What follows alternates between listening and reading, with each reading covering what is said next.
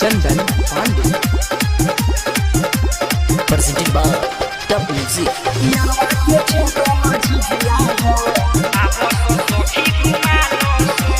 यारवा के छेदल झिझिया हो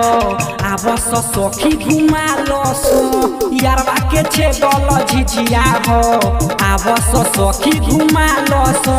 झिझिया के भीतर डिबिया बार के झिझिया के भीतर डिबिया बार के माथा पर धके नचा लसो यारवा के छेदल झिझिया हो आवस सखी घुमा लसो यारवा के छेदल झिझिया हो आवस सखी घुमा लसो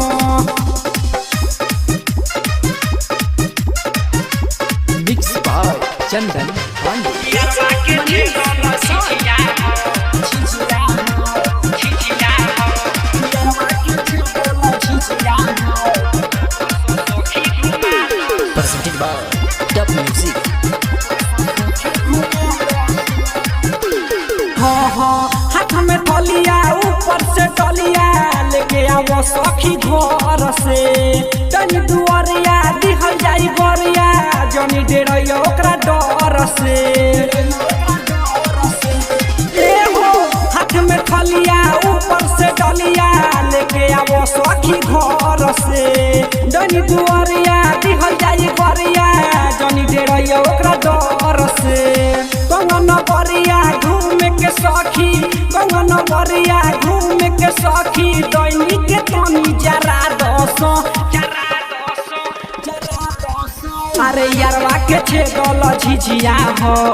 आवस सखी घुमा लसो यारवा के छेदल झिझिया हो अरे घुमा दसो मिक्स बाय चंदन पांडे। यारवा के छेदल झिझिया हो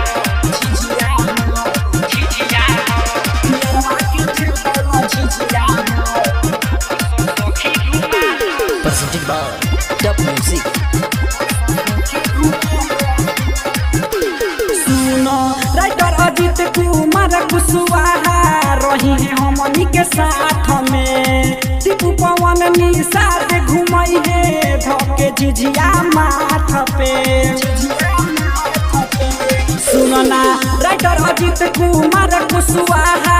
रही है हमनी के साथ में टिपू पवन निषाद घुमई है धके झिझिया माथ पे